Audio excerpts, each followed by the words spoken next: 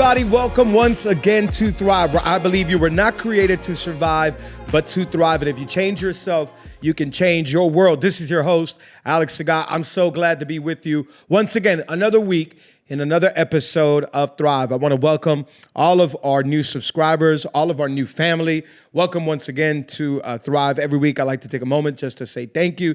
Thank you for all the support. Thank you for all of the messages, the comments. I think there's probably not a single week goes by, especially on Sundays where we're walking through the lobby, outside in the front patio, where I don't run into somebody that tells me, hey, I enjoy Thrive so much. And I want to thank you for that support, for that encouragement. It helps me to know people from our church are listening. And hopefully this is helping you the way this material has helped me. And I'm just being faithful to pass it on. So I love hearing from everybody. Thank you for the comments. Keep subscribing. There's a subscription button on YouTube, on Spotify, on Apple, wherever it is. Follow. Click follow on the Thrive channel. We're going to continue to grow as leaders. We're going to continue to thrive as leaders. We almost have 1 year of doing a Thrive. It's going to be a year since we started planning and filming. We started filming actually December 2023, which is absolutely wild. So here we are a year later, 2 seasons in, and we're getting ready for season 3 at the beginning of 2025. Absolutely amazing. So I love this family and really want to continue to expand this channel in a lot of different ways that we're praying as 2025 goes forward. But once again, thank you. Thank you once again. Thank you. There's some of you that you started following the channel because a family or a friend sent it to you.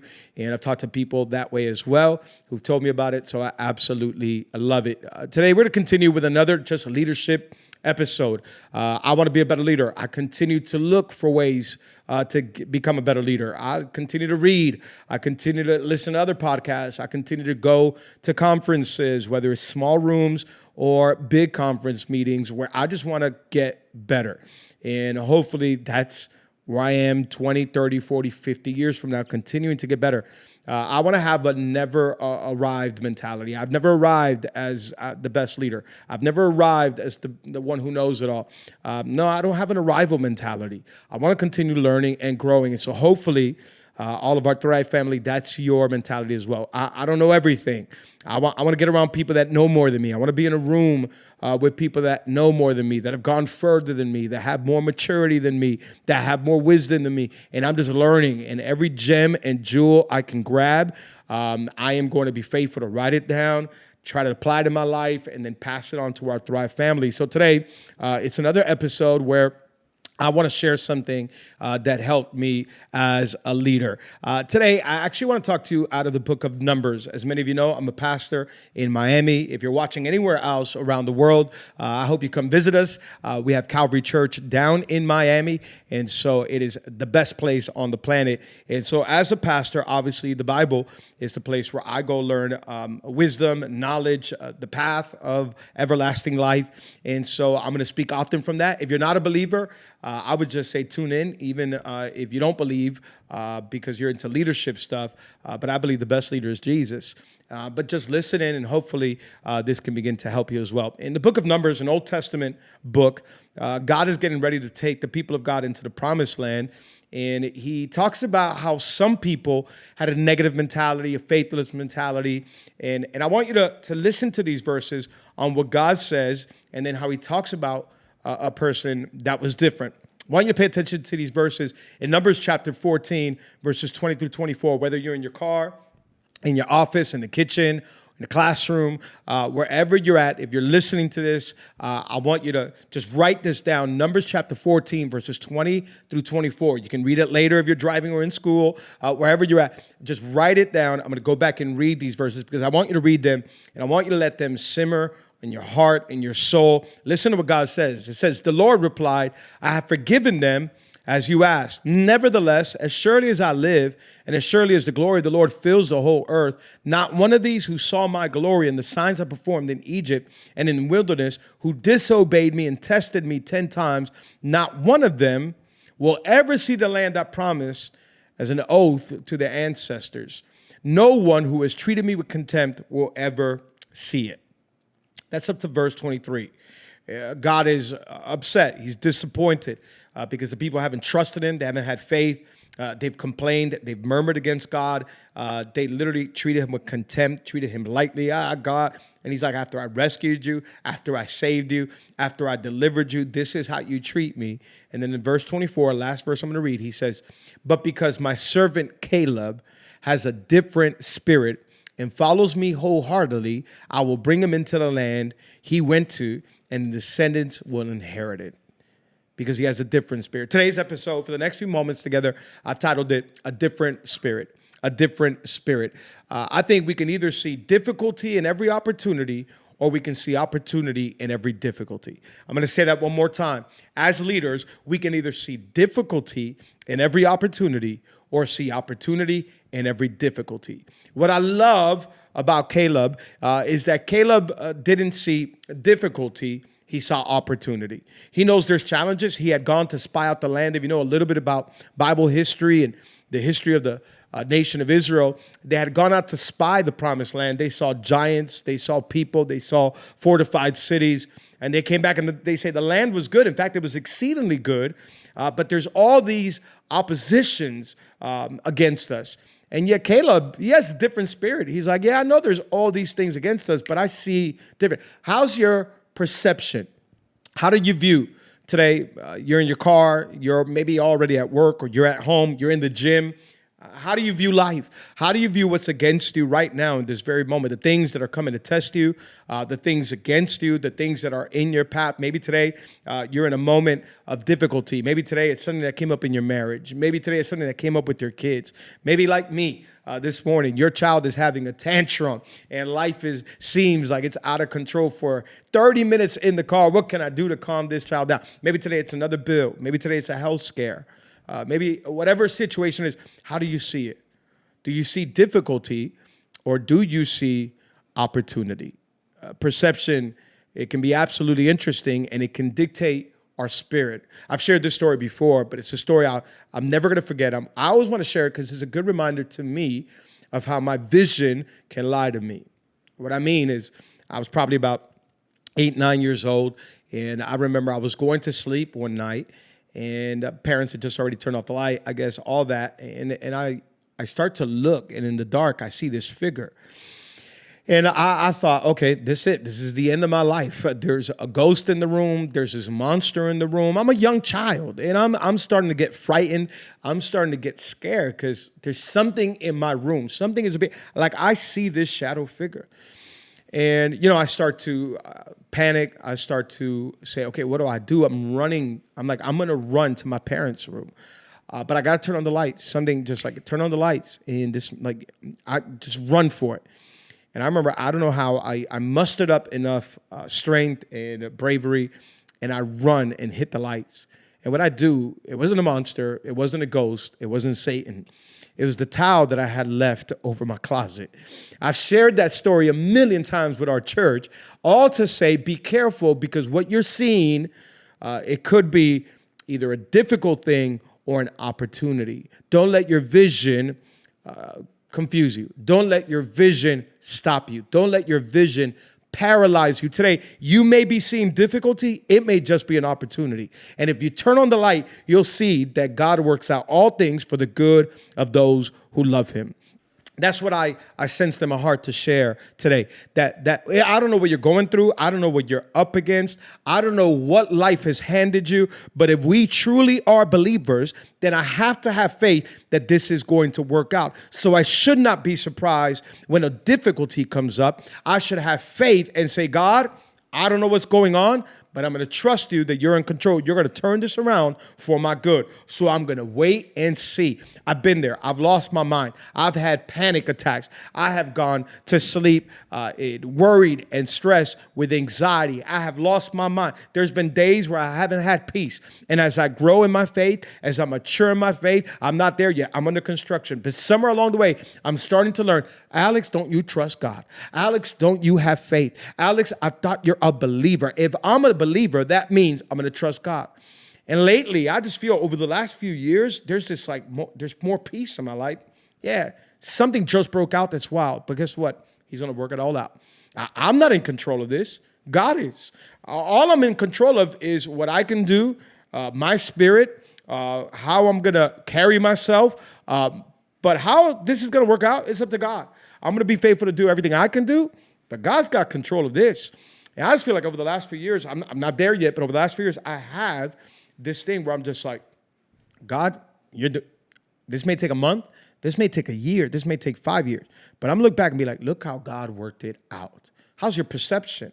You have to have a different spirit. And that was Caleb. Caleb went, and instead of seeing giants, fortified cities, he had a different spirit. And God said, because he has a different spirit, he's going to go into the promised land. Everybody else was complaining, was murmuring. Everybody else was treating God with contempt, was treating God lightly. I can't believe God did this. And they were being ungrateful.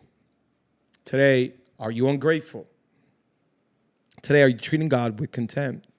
After he saved me, after he rescued me, after he delivered me, I shouldn't be here today. I shouldn't be alive. I should be in a hospital. I should be 6 feet under. I should be in a mental institution.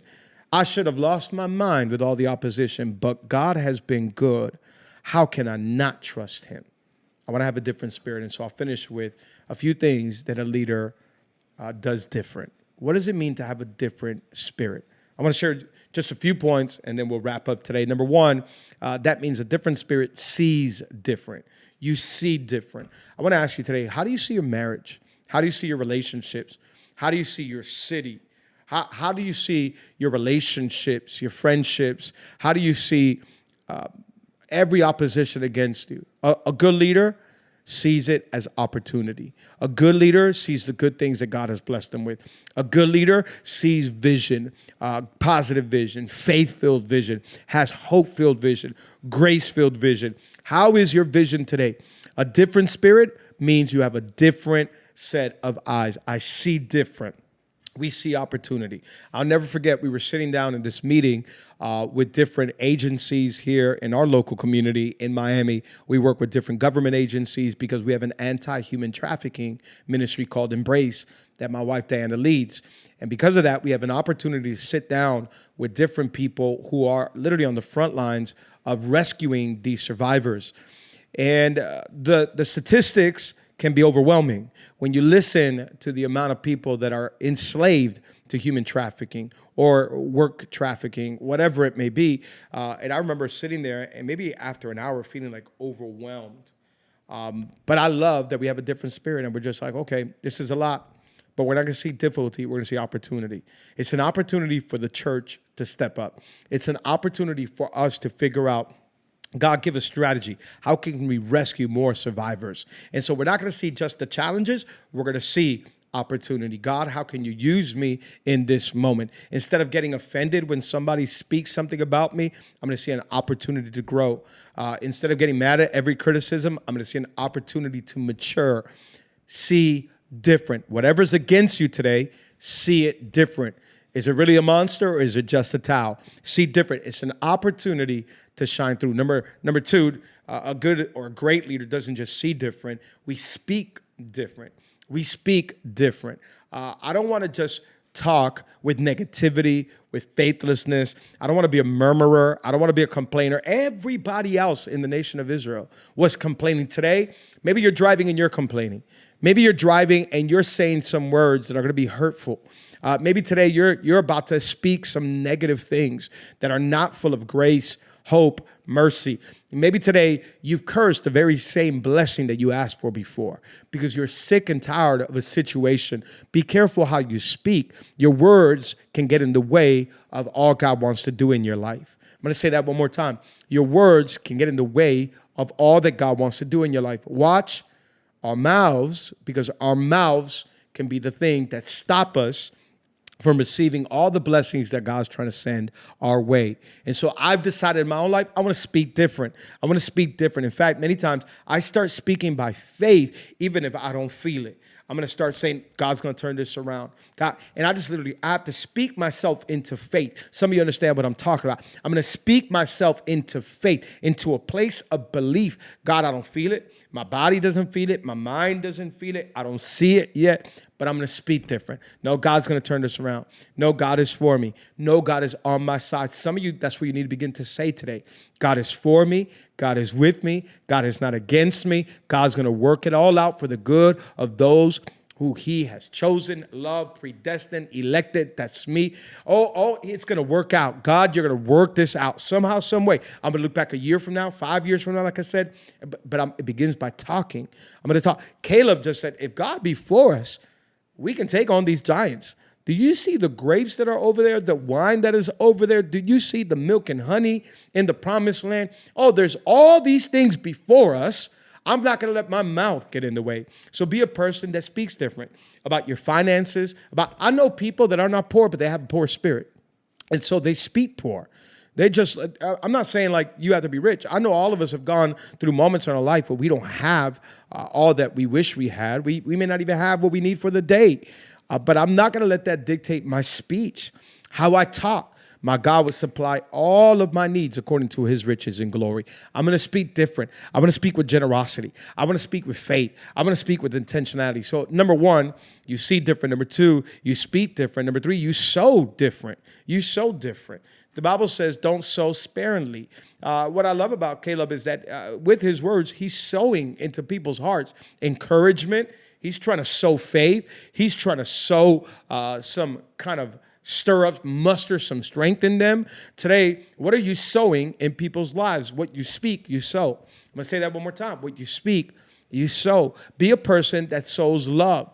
You sow grace. You sow encouragement. What are you sowing with your life? In other words, what are you putting into the ground, the people's hearts and spirits, the things around you? I want to sow differently. I want to sow with my finances, with my time, with my treasure, with all that God has given me, with my talent. I want to serve. Caleb was trying to sow and serve the people around. Come on, if God be for us, come on, God can give us the land. And in fact, he had to wait 40 years to go back into the land because the people around him did not believe.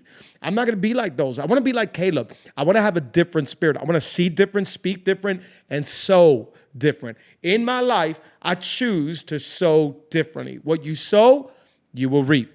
What you sow, you will reap. As a leader of an organization, of a house, of a marriage, what are you sowing? What are you sowing into your spouse? What are you sowing into your kids? What are you sowing into your employees, into your business?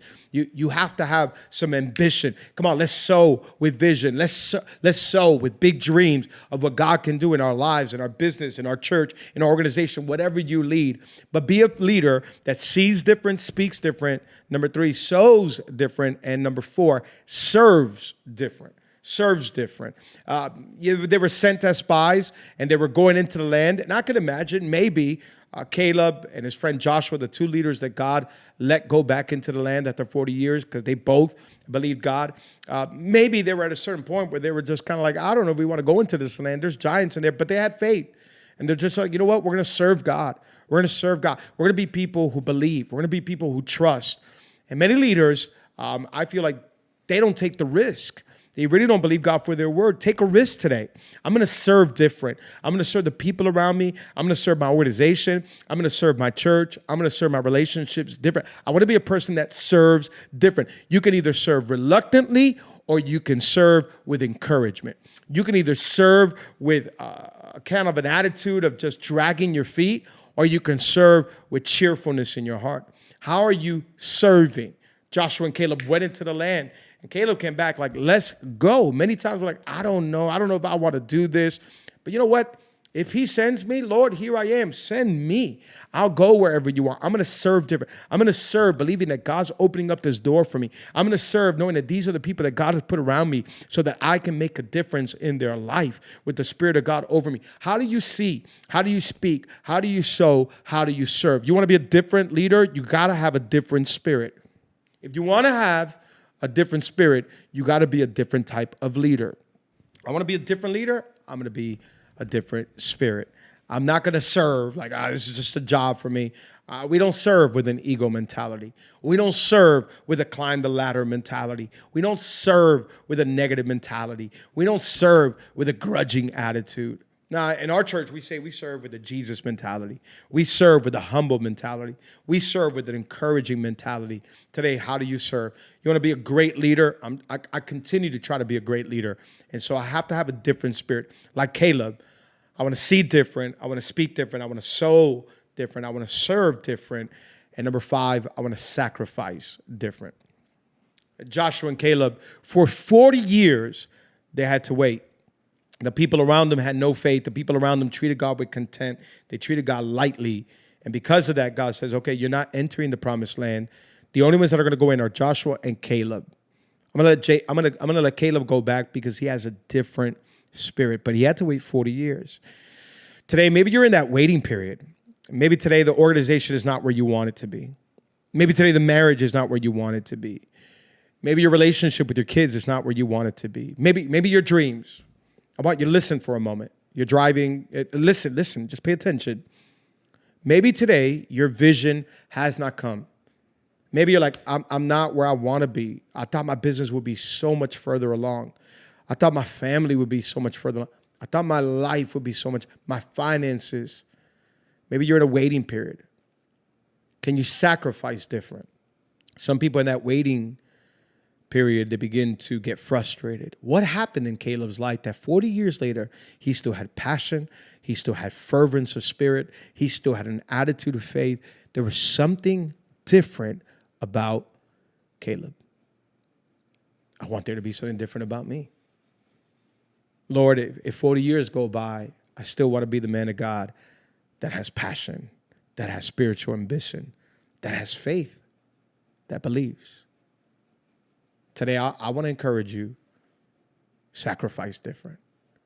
If I got to wait a year, I'll wait a year. If I got to wait 5 years, I'll wait 5 years. And I won't get mad, and I won't get angry at the people around me. I'll do what I have to do as a leader. Imagine Caleb being angry at everybody around him because of them, they couldn't go in. But somehow, some way, maybe he ministered to some of them. Maybe he was faithful to some of them and just prayed over some of them. Otherwise, he would have lived a very miserable 40 years waiting. I heard a preacher say this: identifying with people in their failure is what may qualify you to lead them in their success. Today, maybe there's some people around you that are not where you are. Have some patience. Serve them in their failures. Help them. Sacrifice. And be there for them because they may be part of your success in the future. Today, let's be leaders who have a different spirit. I want to see different. I want to speak different. I want to sow different. I want to serve different. And I want to sacrifice different. I believe you were called and created not to survive, but to thrive. And to thrive, you got to have a different spirit. Today, out of the book of Numbers, go read that one more time. I hope you wrote it down. Be encouraged to be like Caleb. Have a different spirit, because Caleb was like Jesus. And remember, if you can change yourself, you can change your world.